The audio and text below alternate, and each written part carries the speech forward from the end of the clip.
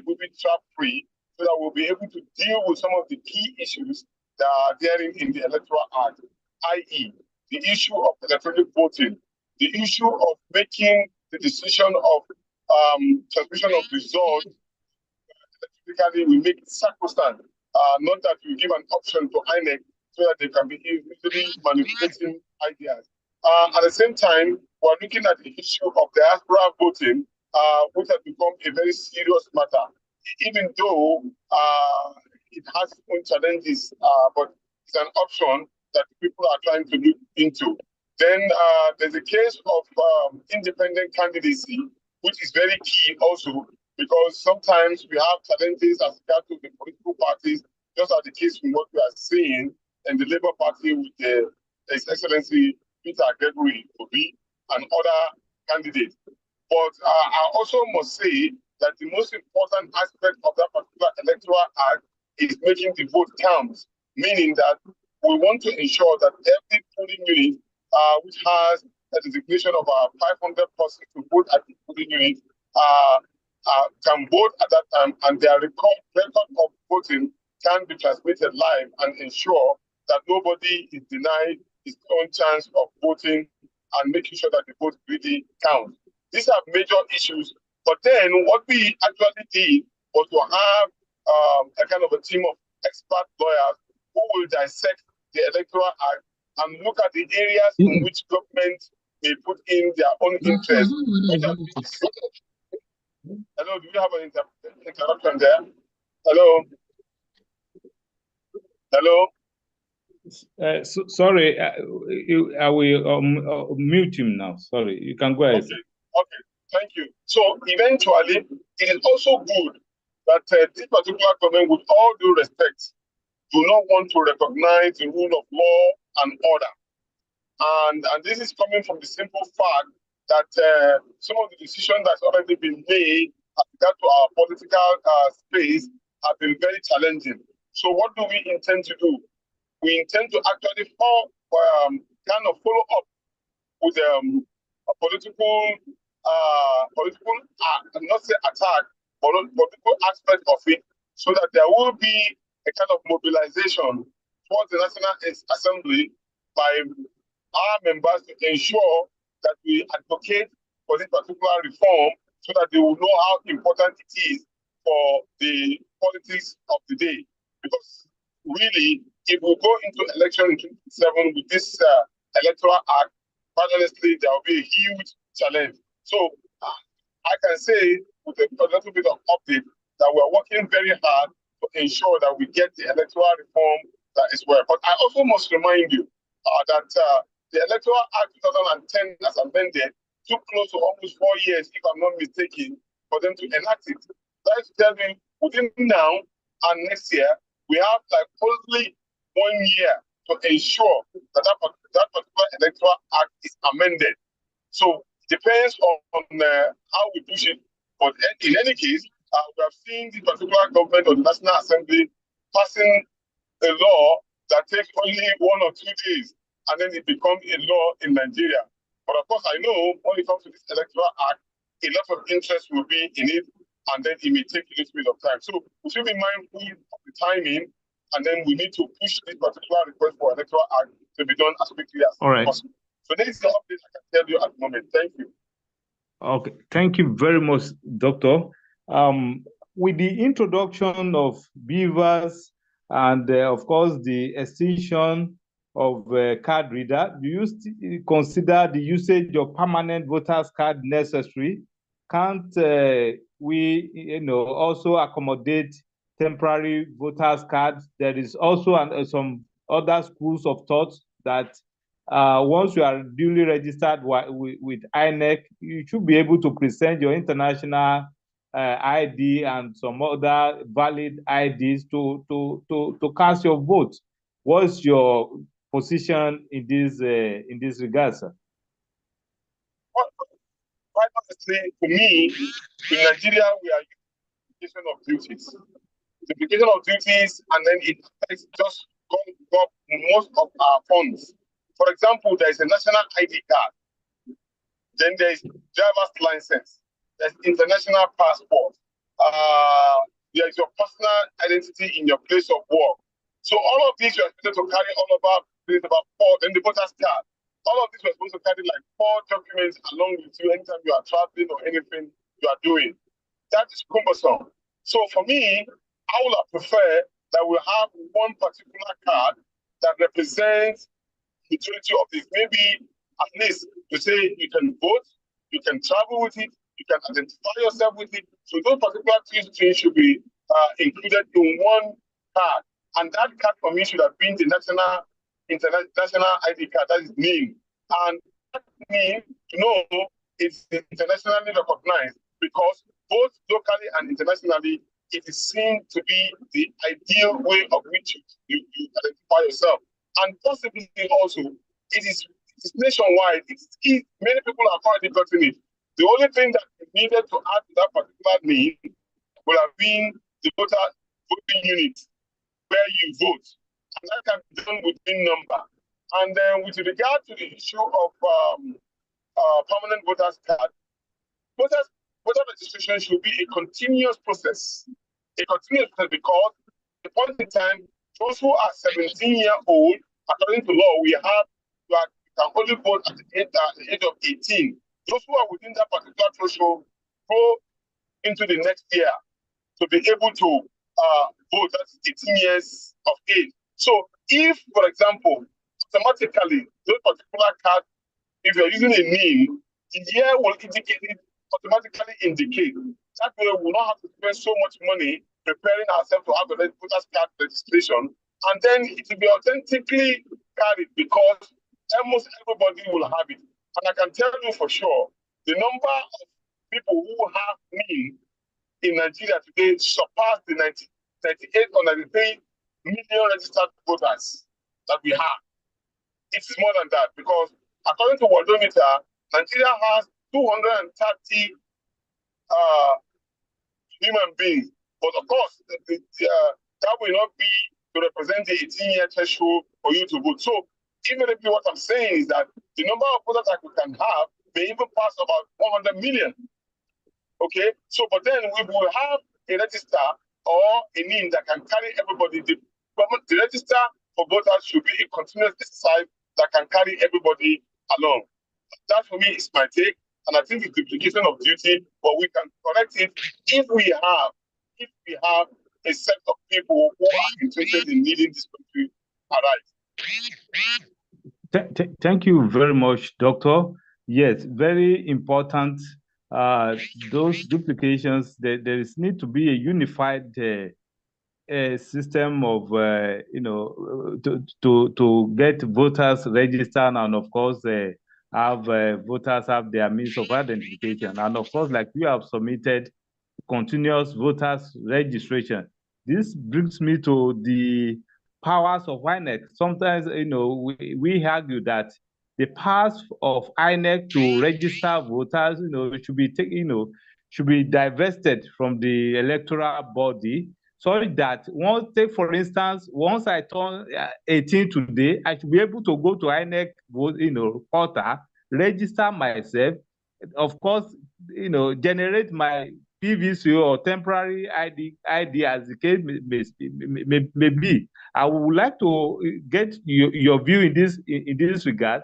I think this should be form the part of the electoral reform, because a number of Nigerians, as we know, of course, disenfranchised as a sort of the rigid process of registering and of course of obtaining your card. So what is your take, sir? Like you have submitted, of course there should be a continuous, will you support the view that, of course, once I turn 18, for instance, today, I should be able to register, or should I continue to exercise this power of registration? What is your take on this, sir? You see, the Justice Mohammed Owe's report clearly states, which I alluded to, and I'm supporting it 100%. It says that INEC needs to be balkanized into 3. That means we should break down INEC to 3. And what are we breaking them down into? One, Electoral Commission, who deal directly only with elections. Only with elections. They have no business with other things but to organize themselves and prepare for elections. Then secondly, there will be enforcement agency. The enforcement agency is supposed to deal with the issue of offenses in an electoral process. For example, when you catch somebody who is trying to run away with ballot box, manipulating the system and all, those particular commissions are supposed to be saddled with that responsibility, getting the person arrested and dealing with him, carrying the person to court and all of the things that needed to be done in form of disciplining such individuals. One of the major problems we've had, although INEC would tell you that they have prosecuted certain individuals to our election, but then most of these particular prosecuted are very low persons. The people who are the major culprits have not been disciplined. I remember with nostalgia in Kogi State, where you have people shooting guns, and then we saw the particular videos, and nobody has been arrested. We saw the area in which in Kano State, for example, that is my state, where the electoral officer was burned down alive with his own and his family. In Kogi State, there was another woman leader who was killed, and nobody was said about it. The Labour Party woman leader that was killed in Ghana, in Katsina, and there. These are related electoral issues. So the commission that will be enacted should be able to deal with such issues decisively. And then the last commission that we were promoting is the Delineation Commission. The Delineation Commission actually is supposed to be representing the interest of breaking down polling units. It's not during the election that will break down polling units. And that commission should work very closely with the National Population Commission, who already have the data as regards to how new areas rank up and then how they can break down the electoral process for how these particular areas covered. For example, here in Abuja, you have Kwarimpa. Kwarimpa is a country of its own, if I can say so. But you'll be surprised how many polling units they have in Kwarimpa. And during periods of election, you cannot move from one point to another. Movement is restricted. So they need to work very hard to ensure that the Judicial Commission take care of all of these particular polling units and provide enough. As of today, we have 176,000 polling units across the Federal Republic of Nigeria. Whether that is enough is another matter entirely. So I update all the time. And so those ones are the things that affect some of our voting patterns in Nigeria. So for me, it would be good for us to revisit those particular polling units and ensure that this particular INEC can be able to work assiduously. But I must mention one thing again. We have also promoted and support the way in which the INEC chairman comes on board. We have a system where the President of the Federal Republic of Nigeria appoints INEC chairman, which is wrong. If today I'm the President of the Federal Republic of Nigeria, I appoint you, so that as my INEC chairman, you also do my biddings. So unfortunately, there are rare cases like what happened in the form of President Goodluck Jonathan, where he appointed Tairu Muhammad Jega. But today we have Mahmoud, who was already appointed as INEC chairman, and whether you like it or not, there have been accusation and counter-accusation about his performance. So these are some of the things that we need to look into. And we are saying that if we want to appoint a new INEC chairman, already this particular country has been captured by President Bola Ahmed Tinubu by his ways. He has the police commission, the police IG under his cover. He has INEC, he has the judiciary, he has everything. So invariably, our election has been mortgaged. So, and then the next thing that is already on board now is for us to get the INEC chairman that will do the right thing. How do we get that particular INEC chairman? Is to ensure that we publish the papers, we open the space, people that we do not know who have the capacity to really vie for that particular position, then the Council of the Judicial Council should vet it and recommend only three. So out of those particular three, the president may decide to pick one of them. So definitely there will not be anything attached. That way we may have a credible person to becoming the INEC chairman. So these are the things that need to be embedded into that particular electoral act for us to have the right person in the right place. Thank you very much, Doctor. Thanks for your thoughtful submission. At this juncture, let's give space to others to bring up their questions. Dr. Marsha, please, you can unmute and ask your question. Good evening, Dr. Yunisa Tanko, and every other person in this platform right now.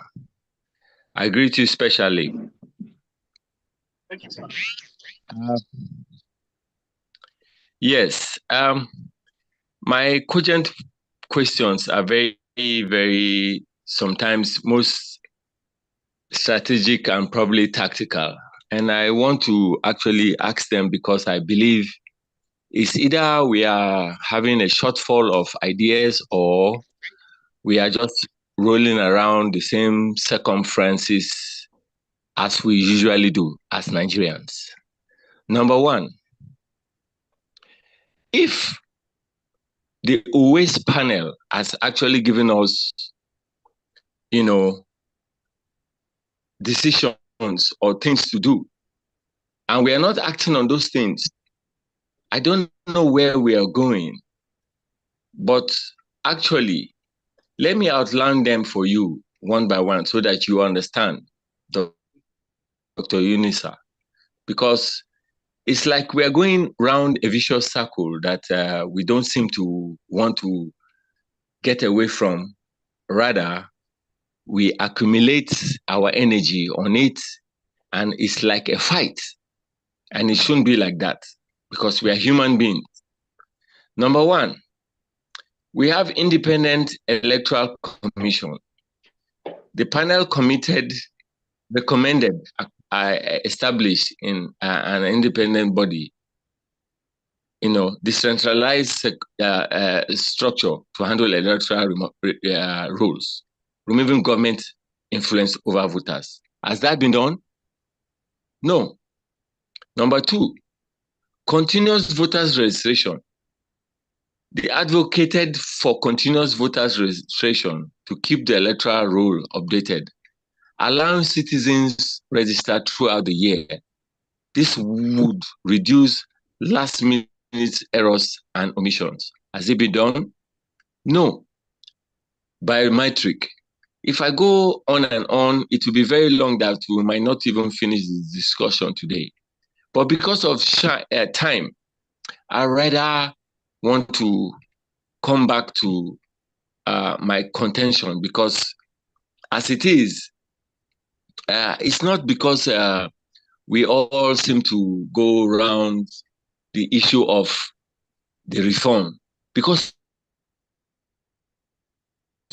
nobody is actually telling the National House of Assembly or the constituencies that they belong to, or the representatives or the senators to do those things, even before any election is going to take place. Nobody discusses about that. We are only worried about what will be, what has to be, and what will take place. That preempted minutes or that time is what we are wasting, and we are not looking at it tactically, because it's a strategic, omission that we are forgetting. Now, to actually elaborate more on this issue, even if President Tinubu won the election, what have we done to actually tell him that he has not won the election? We are always fast-forwarding issues. We are always fast-forwarding issues. And if we look at it properly, as much as we fast-forward the issues, they will look at it like, okay, don't mind them. They have actually seen what we can do. They cannot do anything about it. Okay, let's just go on. The question is, what are we doing to curtail their lapses? What exactly are we doing? Yeah, to curtail their lapses, because they are not perfect. They are just a bunch of less than, they are a bunch of less than 220 million people. And we are the larger number, yet they are a fewer number. What are we doing from the security, from the parliament? Let me not just go to from the parliament. Let me use the parliamentary. All right. Yes. What Okay. are we doing? What are we doing? We need to curtail these people because we can't keep talking. Excuse me, Mr. Sola, please. Okay, Let me finish. Right. Okay. We can't keep complaining about these issues so that at the end of the day, we will not have anything to fall back to. And the way we see it, as it is now, I would like to ask the last question. With this problem we have with Labour Party and the chairman itself, national chairman, is in America right now, monitoring the election of America. Don't you think we have a problem with democracy?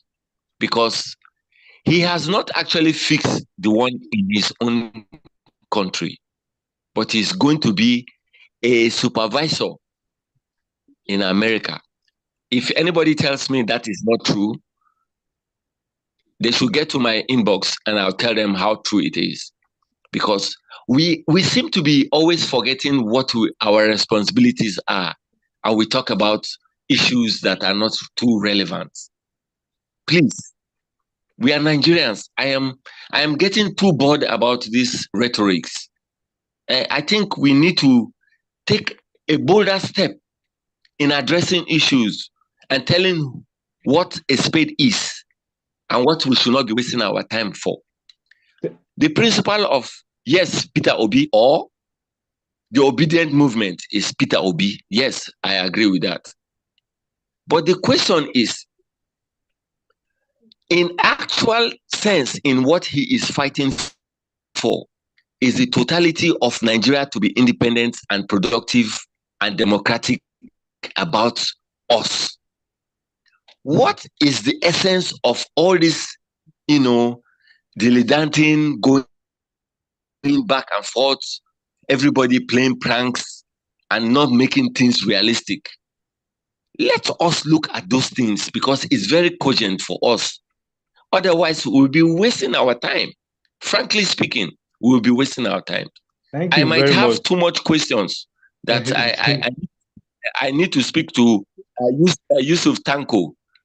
Personally, I will need to do that because I think and I'm believing we are taking so much time about this. Thank you very much.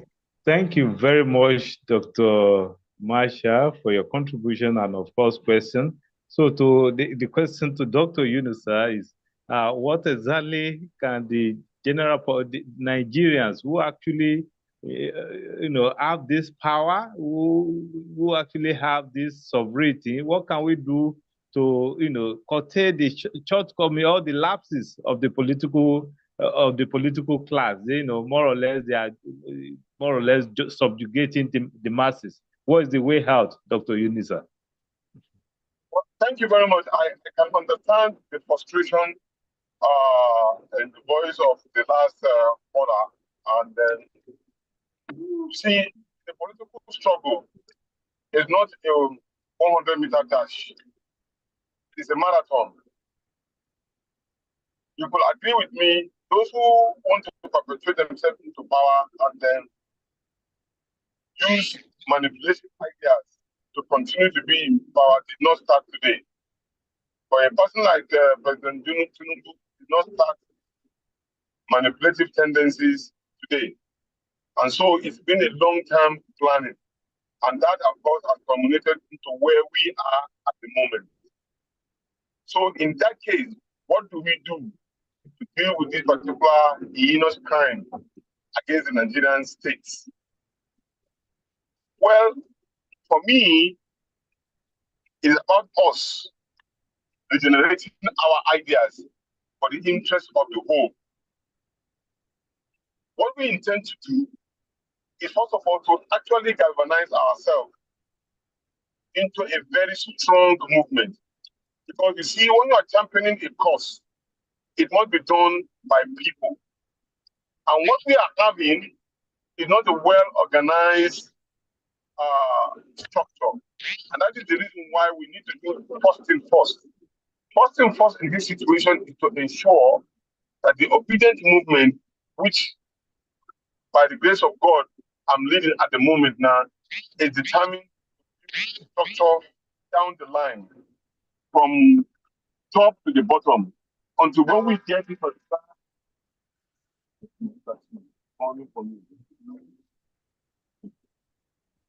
so sorry. So if we build that structure down to all of our wards, so the moment we say Jack Robinson, a lot of our people will come out and then they will defend whatever interest we have. But if we say we'll continue with an amorphous organization, we will not get it.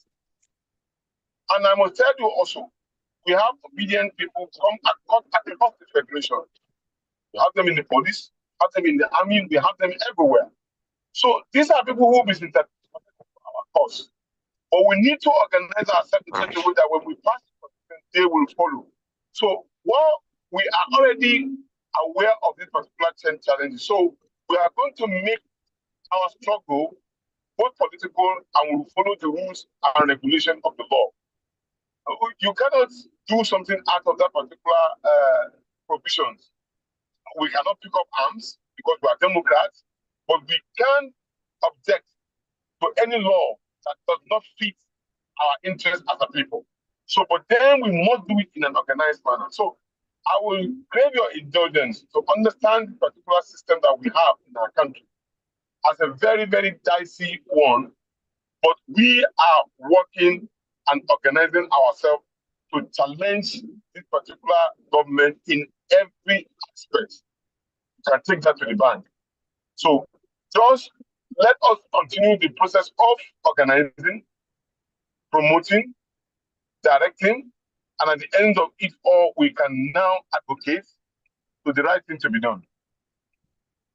Thank you very much, Doctor. At this juncture, let me bring up Mr. Ken Agolu. Please submit and ask your question. Please keep it short. Mr. Ken. Yeah, can you guys hear me? Yes, we can hear you. Okay. Please make it short so that others will be able to. I'm just going to make it short. I'm calling from Washington, D.C., and I've just voted. Oh, that's great. Oh, congratulations. Yeah, so based on... You vote for Kamala Harris or Trump? Yeah, I don't need to tell you who I voted for, but I just voted. But we copied the presidential system of government from US. And when you look at the way we practice our democracy, I believe, and thank you especially I'm talking to, because if something is now done on electoral reform, you're not gonna get that mass voting you got before for Labour Party or whatever party. You're not gonna see all these youths coming out again because they have no trust on electoral processes. And based on that, these are the 4 points I want you and your colleagues to work on the electoral reform. 1, let the burden of proof based on the INEC, not on the constituent. If the INEC know they have the burden of proof, most of those shenanigans they're doing, they're not going to do that. That's 1. 2, you have a lot of folashly, I'm talking about Biden, outside Nigeria. And we know how much we send to Nigeria every year in billions of dollars. Okay, so if Ghana is doing it, Senegal is doing it, they're voting outside on the presidential election. There should be us voting for our president outside Nigeria. That should be on the ticket. 3rd, we don't need voters card because we know what happened. You know what happened. So if you have your ID, like I voted today, I went over there, I showed them my ID. They look at the system, tick me, give me a ballot paper. I went over there and vote. So we don't need voters card. We've got an age because the system's gonna say this is you, this is you. They can find a way to figure out either your face or whatever. So we don't need that. So if they want to eat that voters card, let them eat it. But the system has your name. Now, the last one I'm doing is The Labour Party representatives, they have betrayed us. They are just as bad as APC and PDP. So this time around, there's going to be really good scrutiny on people to be representing Labour Party or whatever party we're going to be at. Because these people, none of them, I haven't seen any of them that have come out and stand with the masses. None of them did that. Okay? So those are the things you guys really gonna work on to get the confidence of the youth that you got before. Youth in Nigeria is 75% of the population, of the voters. That's a huge market. And that's what the Democrats are doing here in the United States, galvanizing the college students, galvanizing the students. Okay, so those are the things. I want to take much of your time, but you have a lot of work to do. Thank you. Thank you. Thank you very much, Mr. Kenyon, for your contribution. Yeah. Can I comment, please? Please hold on. Please, there are some before you. Please let me quickly bring up Mr. Victor Edo. Please make it short. Unmute and ask your question so that others can also. Please make it very short. Okay. Thank you so much, Prince. Thank you so much, sir. Good evening, everyone. Good evening, Dr. Tanko. This is Victor with Mrs. Zuberu. Okay. Why I had actually joined this meeting was because it was about electoral reforms, and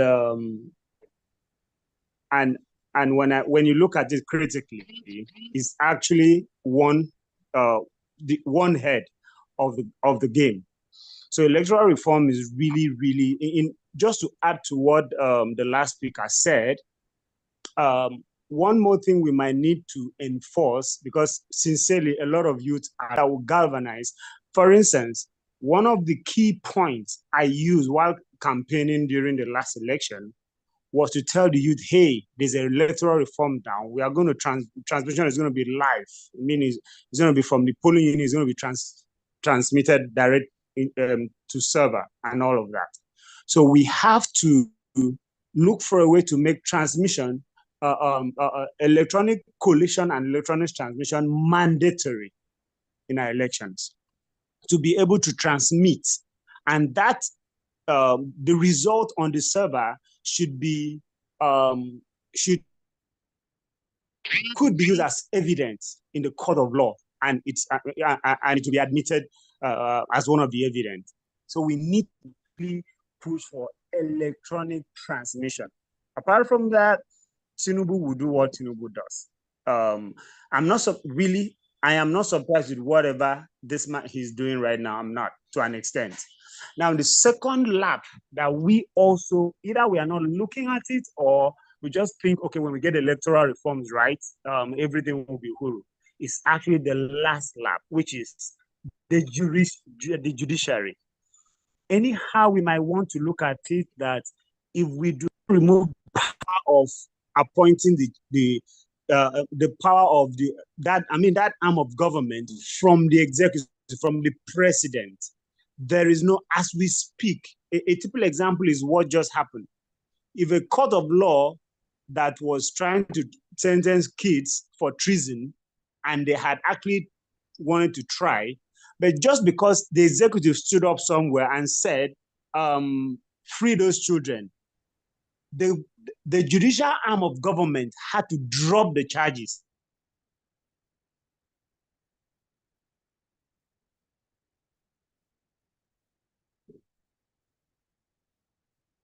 Okay. It appears Mr. Victor has a network issue, if I'm not mistaken. Are you with us, Mr. Victor? Please, can you hear me?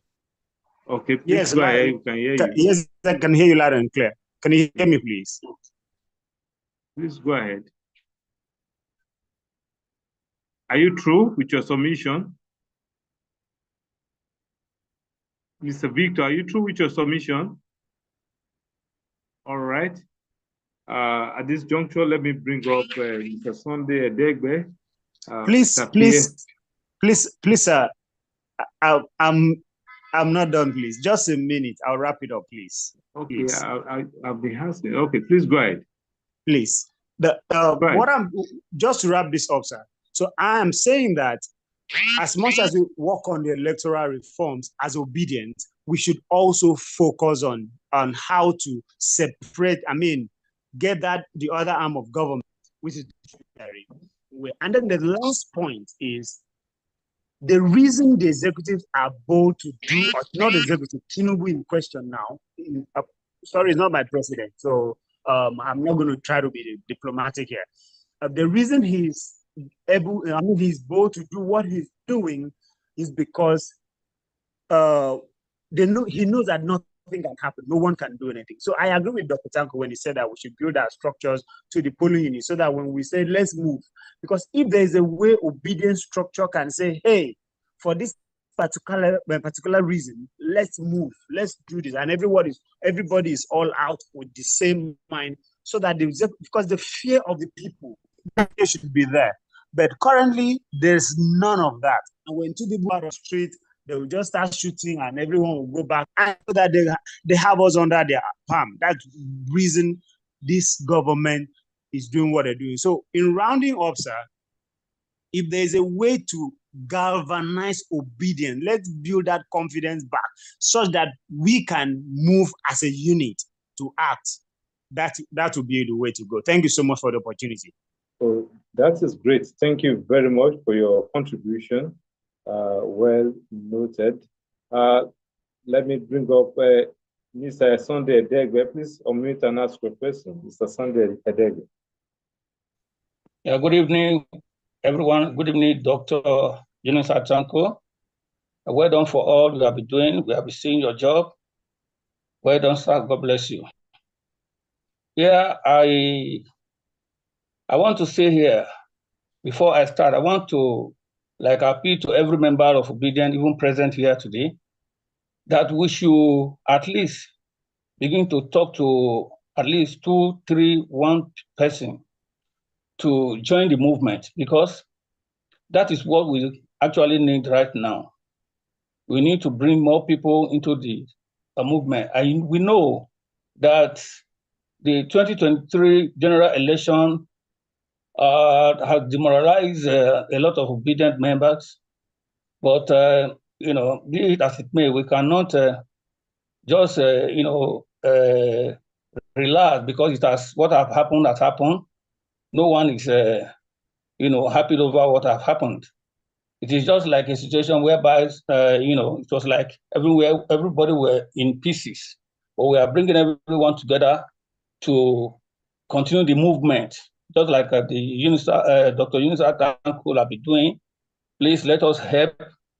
We are working. We can talk to people in our workplace so that we'll be able to, take over our fatherland. That is one. I want to say here that the truth is that if there's anything we can do, I don't really, believe that we need a voter's card.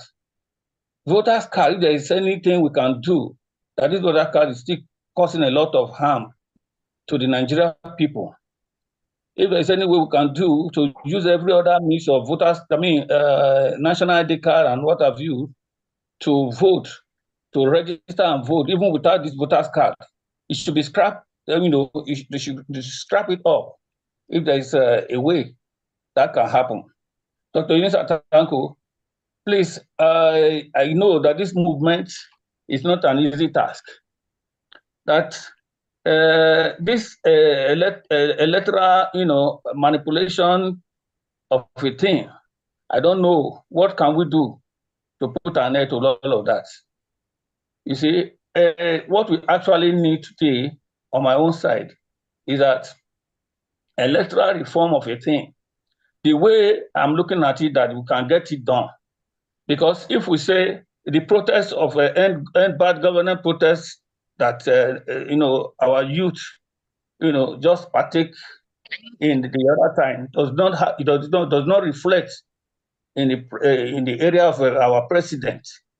You see, So if people say they want to, go on protest in this government, it's not working.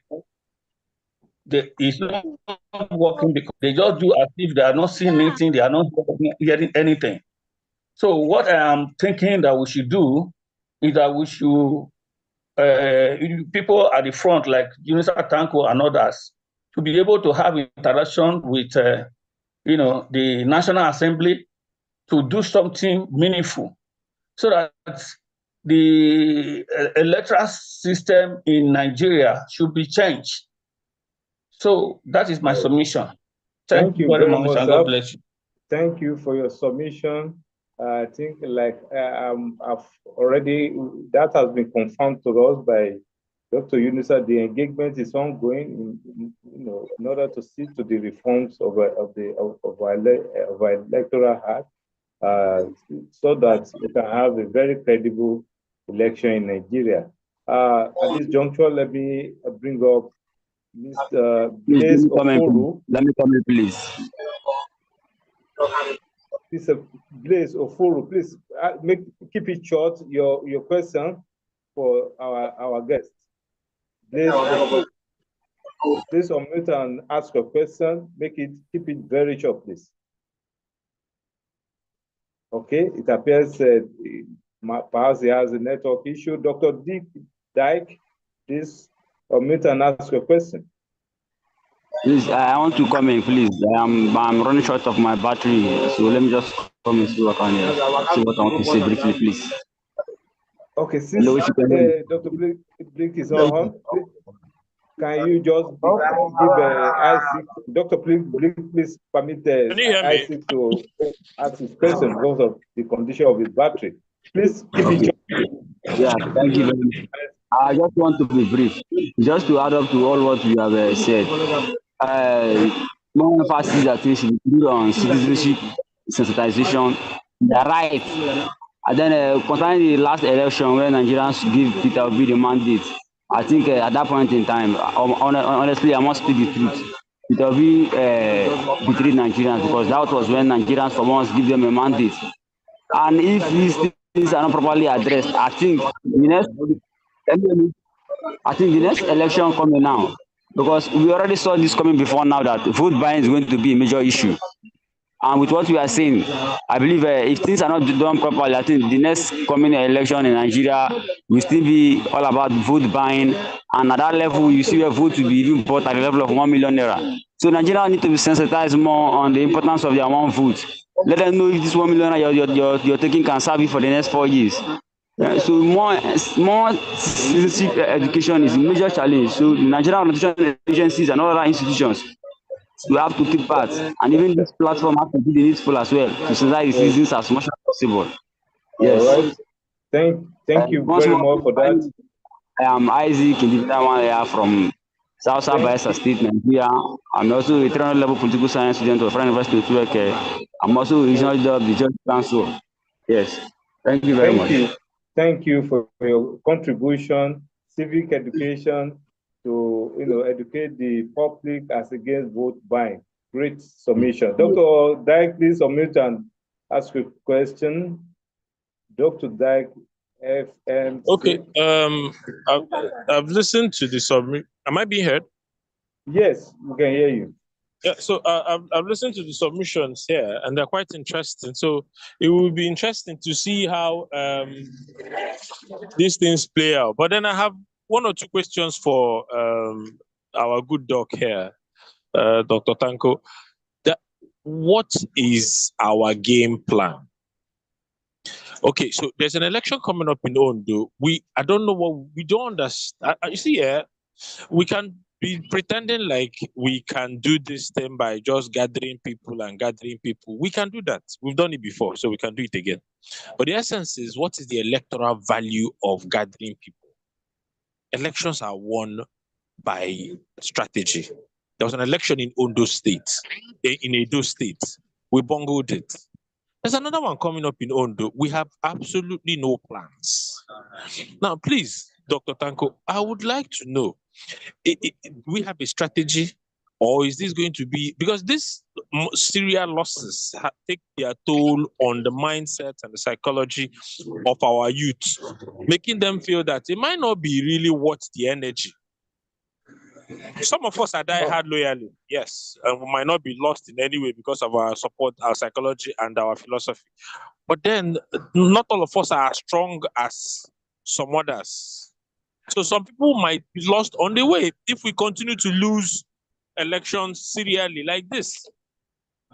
That's one problem. Second problem is we have, thank you very much. Yes, we have people in the National Assembly. Okay, let us assume we don't know their political ideology. What is the movement's plan to replace, or if we are replacing or engage, so that if we're going into another election, we have a strategy that can be planned from now. Some of these recommendations that have been made are election recommendations that might be influenced and affected by the National Assembly. If they're going to be affected by the National Assembly, we need to we have foot soldiers on ground. We can begin to sell the ideas to them and get them to see it. Not when they now get into trouble from their own attitudes and actions. They'll not call the obedient movement to turn around and come to protect them. It doesn't make any sense. We should stop this. Somebody who just walk on the road, get into trouble with his friends, and then gather some of us to come and fight. And that's unacceptable. We should begin to plan and have a strategy, because lives depend on this movement. Lives, futures. People that have not been born, their lives depend on this. This is no joke. This is not a joke. Some of us have sacrificed a lot to be here. And that's why this meeting is very important. I completely give a lot of credit to Dr. Tanko for holding the fort, yes, but then a lot of work has to be done. But a little more clarity has to be shown, because we don't understand what's going on. The direction, the plan to the destination, I don't see it. That's all I'm trying to get here. I have some ideas that I want to put out, but yes, I want to get a clear definition of where we are headed. Thank you. Thank you, Dr. Dyke, for your submission. Of course, you are much concerned about, the state of things, in particular, winning election or regarding obedience. Now, I'm sure the movement that Dr. Tango is leading definitely has a working plan or of course strategies, which mostly may not be for public discussion. So I wouldn't know. Of course, you must belong to one state platform or the other. Please find a way of sharing your views.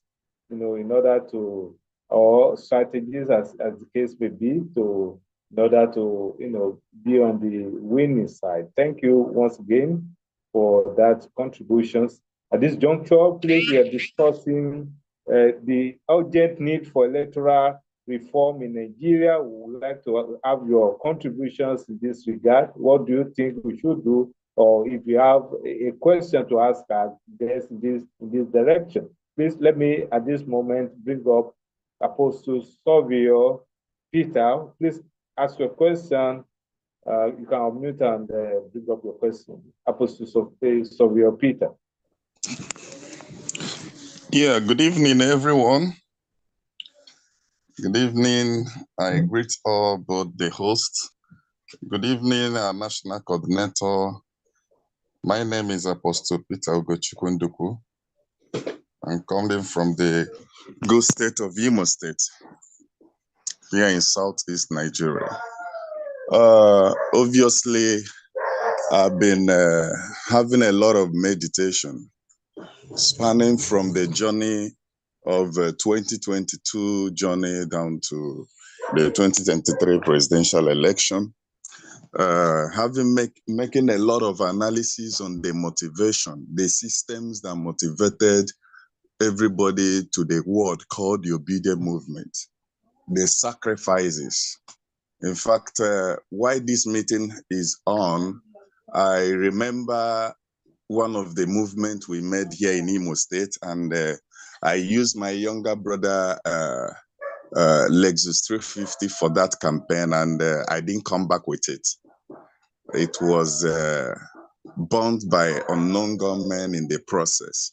It's part of the gain and the loss of making sure that we have a new Nigeria.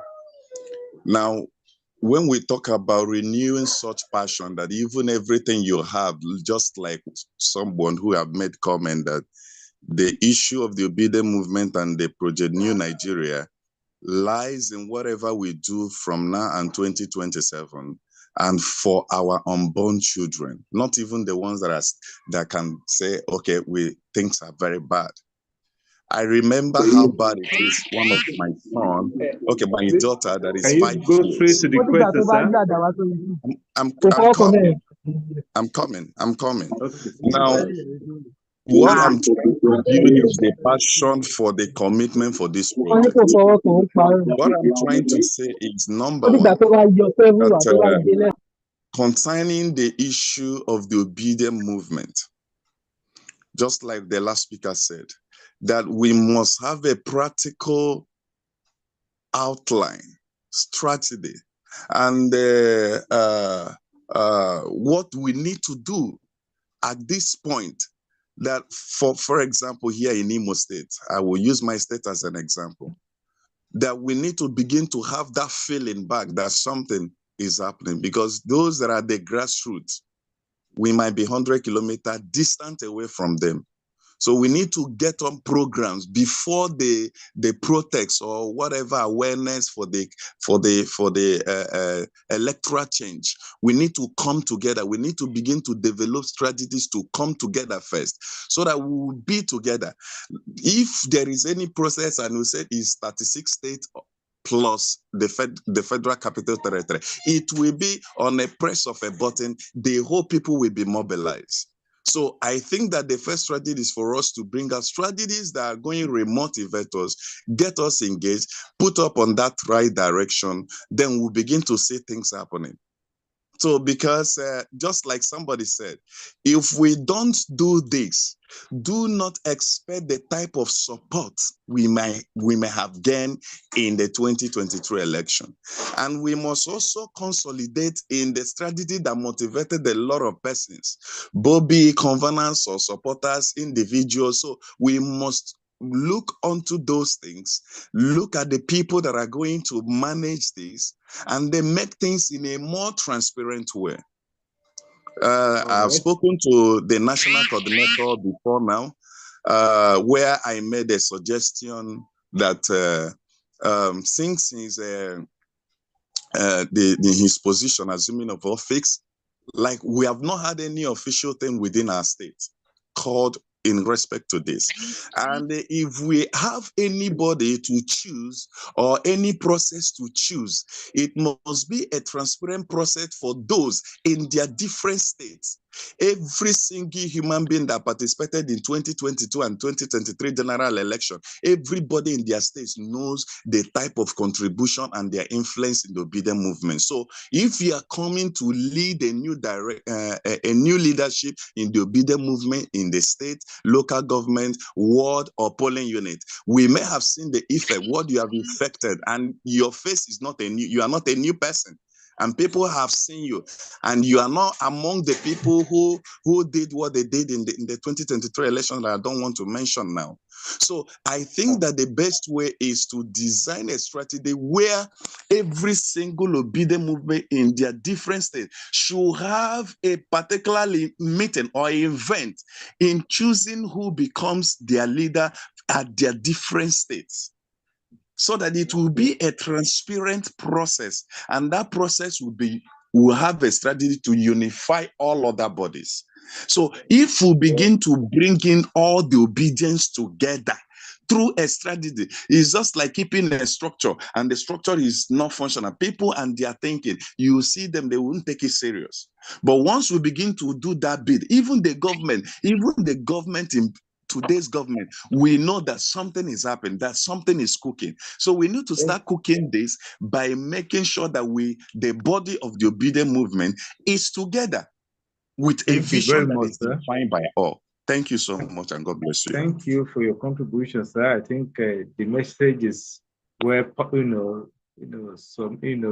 disseminated. I think the Dr. Unisa has heard you loud and clear. So we have the last two persons, to either make your contributions or ask your question. Please keep it brief. We're about, rounding up the discussion. Please, Mr. Omadasi, please unmute and ask your question. Please keep it very brief. We are rounding off the discussion. So, Mr. Ugoka, please unmute and ask your question. Keep it brief before we round it off. Okay. Perhaps you have a network issue. We can't hear you. Irreducible eminent. Okay. Are you hearing me? Okay, please go ahead. Keep it short. Good evening. Rounding off the discussion. Are you hearing me? Yes, please go ahead. We can hear you. Please go ahead. We can hear you. All right. So, irreducible. Please speak up. Are you hearing me now? We can hear you. Speak up. Okay. We can hear you. Yeah, my name is Romanus. Okay. I thank everybody for this. Okay. Yeah, I thank the organizers of this forum for this timely movement. That is what is in my mind and bothering me since after the 2023 election. This movement is very, very important because the reform of the Electoral Act is very, very, very important in this country now that we are. Because without the electoral reform, proper electoral reform, there's nothing we can do. Even if you bring God from heaven down, these people would still have their way to manipulate all those things. You see what happened in 2023 election. They tricked us 2022 of electoral act reform. So, but we don't know that they have the agenda.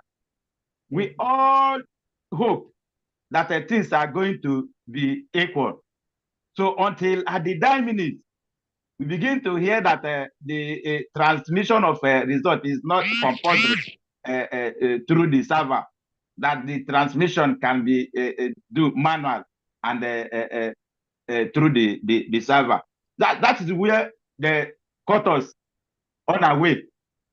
Because everybody believed that what they told us, especially the INEC chairman, Mahmoud Yakubu, and the Festus Okoye, what they told us on daily basis on the national television, that all those things will be transmitted through the electronica. Until at the dying minutes, even during the court process, we begin to hear from them again that there's never any day they made it compulsory for the transmission of the election result. My brother, as I am speaking to you, I was one of the polling unit agents in my state from the national election to the state. We did very well in the polling unit. So, but the problem is the transmission. Even the transmission was working normally initially until they shut the server for presidential election and leave the national assembly. And that is why so we have to pursue this thing. And my question is this: all the national assembly members we have in the various political parties. So many of them, they have their own interest. They have their own interest of manipulating themselves into the office. Now, what if we organize this bill, this electoral reform bill, and send to them, and they start playing a prank or trick again on us to not even pass it? What will be the last result? And in this country, protest, they know how to handle protest. Whenever people gather to protest, they will bring a gun. And again, the security matter is very, very important. You see, we have to talk on the strengthening the institution, institution is much powerful than these great men that are not carrying the interest of the Nigerians masses at heart. The institution, like a police, my brother, during the election, there's no any police present, army present in the polling unit. And those boys can just come here. There's okay, if you snatch a ballot paper or ballot box, it will be useless. But there's a way they planned it.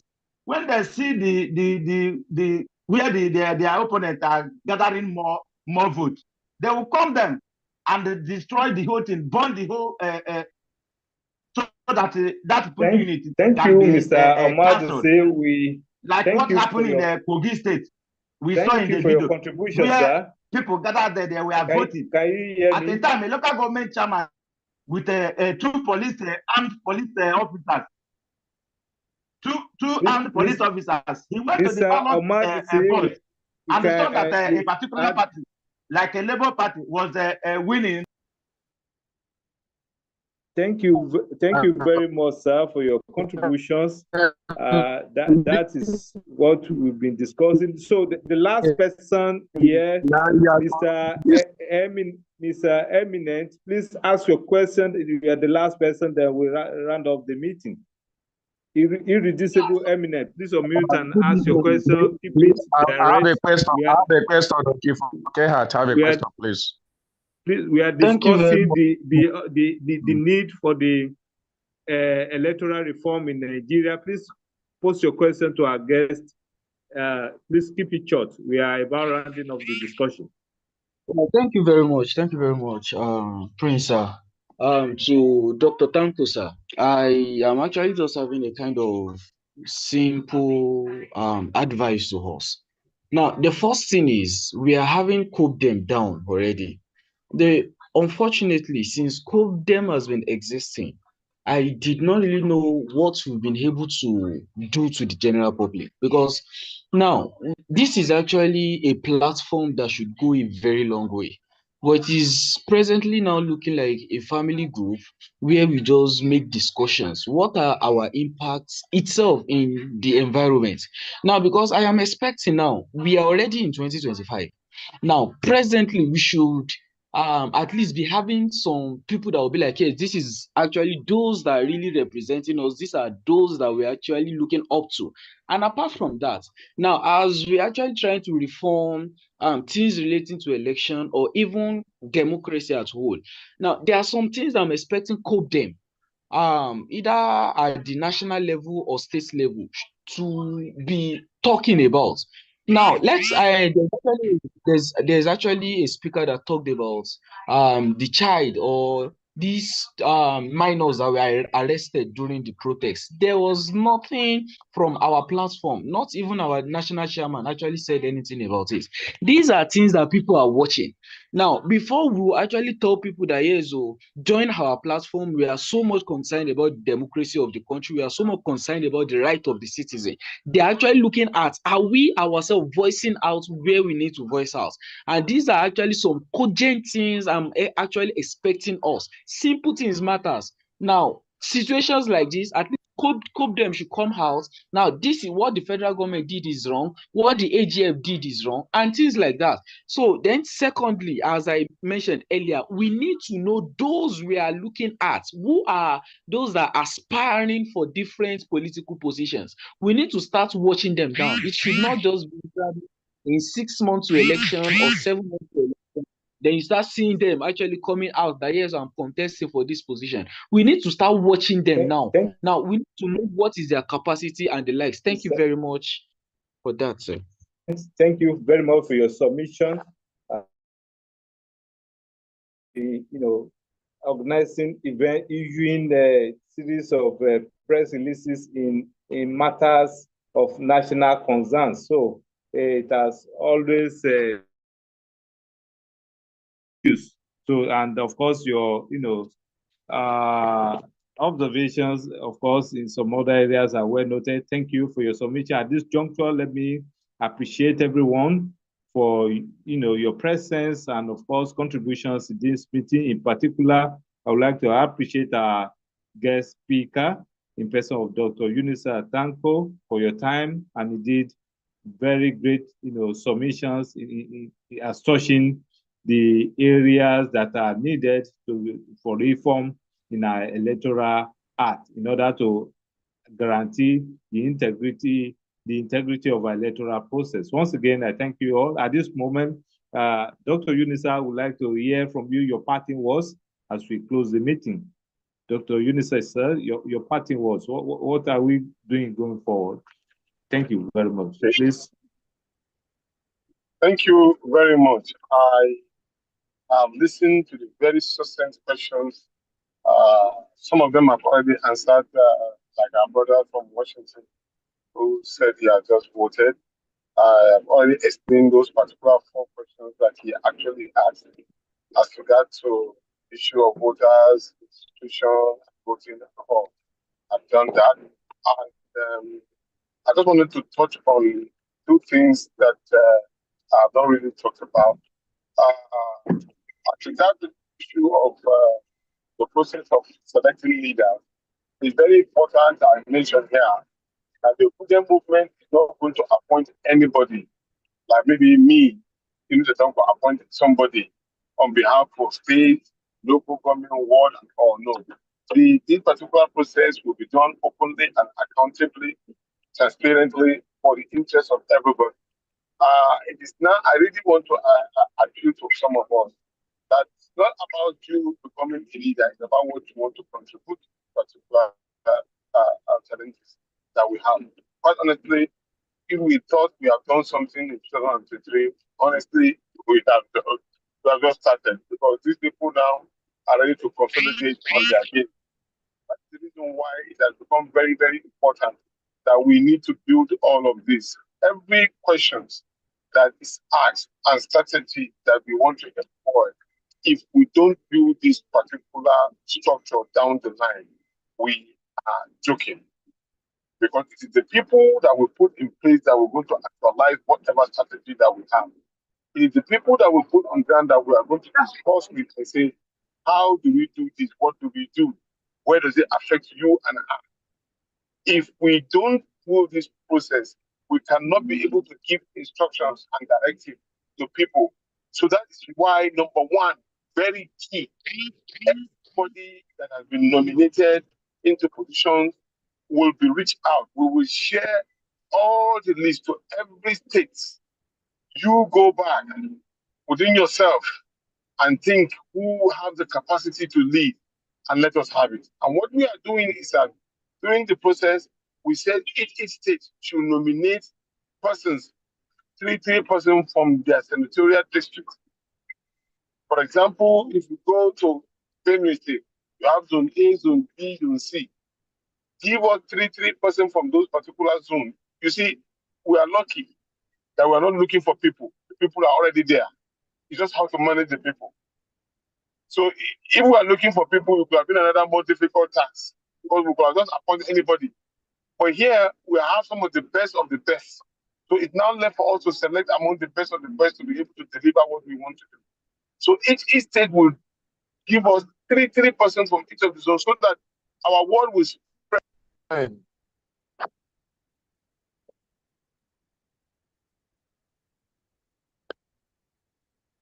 So please, within the next 1 or 2 weeks, this list will be on your table. Those who have been nominated, you will have all of the names of the people in your email. Try as much as possible to follow my Twitter handle for now. It is the simplest way we could disseminate information while we work on the other processes. That is the way we intend to do it. So by the time the ICT technology department or section is already up and running, all information will be disseminated through that particular ICT technology department. But for now, we are using my own handle to disseminate information. So be on alert for information that you get from my Twitter handle to give directive of how we intend to do the mobilization and recruitment process. I can assure you, myself and those that will intend to work with us, I'm committed. I'm seriously committed, because I know that we need to build a Nigeria that we will all be proud of. I'm committed because I know that I have in history.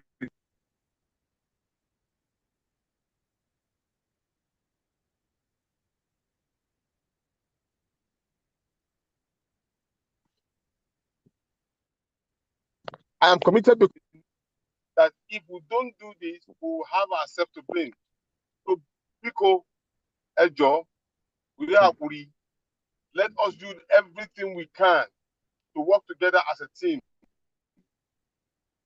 If you put your hands together, we will be able to achieve the set target. I thank you very much for having me.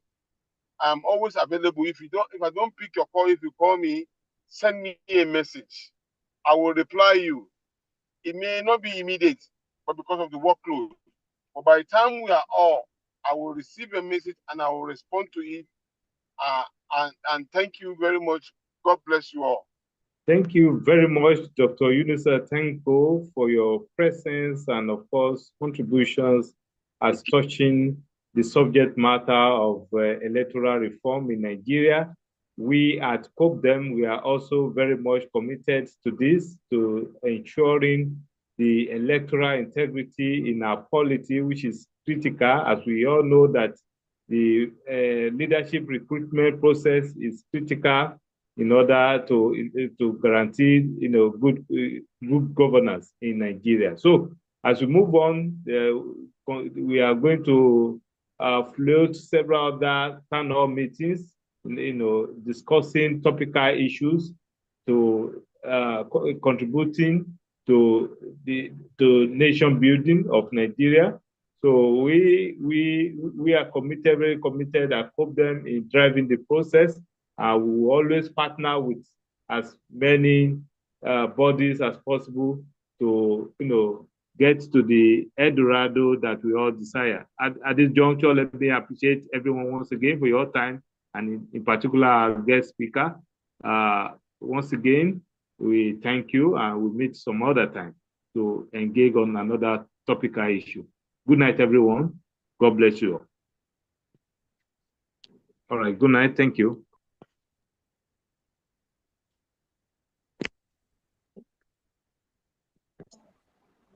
Good night, all. Good night, sir. Thank you very much. Good night, all.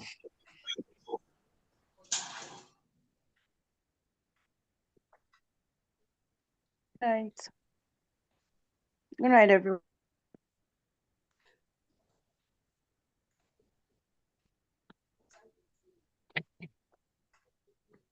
Good night to everybody. Good night, sirs. Good night.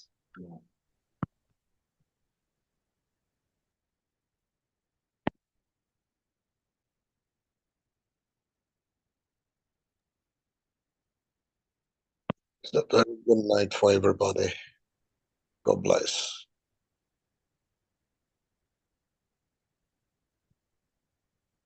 Good night, sirs.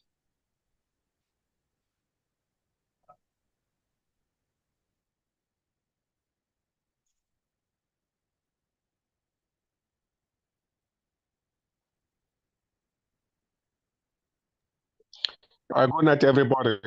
Good night, everybody. But the host, he didn't do well. I'll join here when we are only 5 in number. And I want to make a submission. Speak. It's very bad.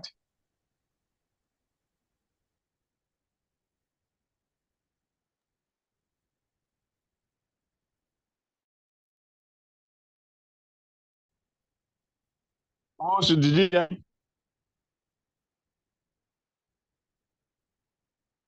Yeah.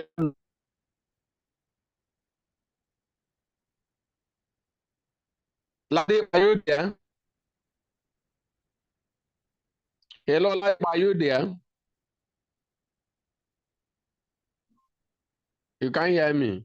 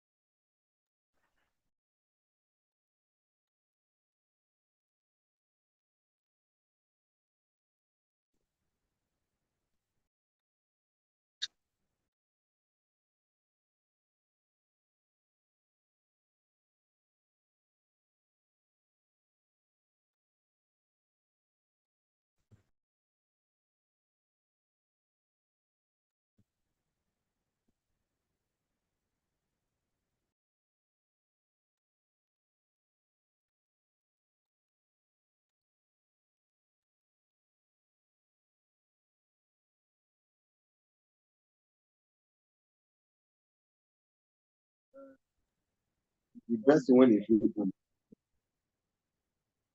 So really. Leadership can tell you. You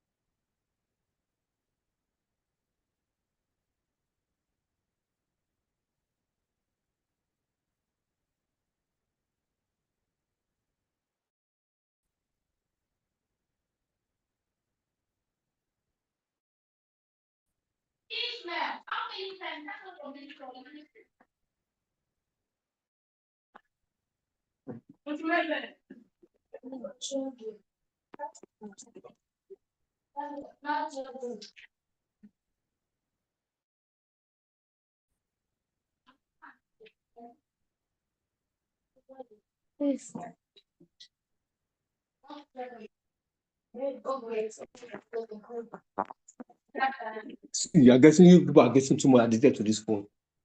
I'll soon see that phone from you people. Every time game.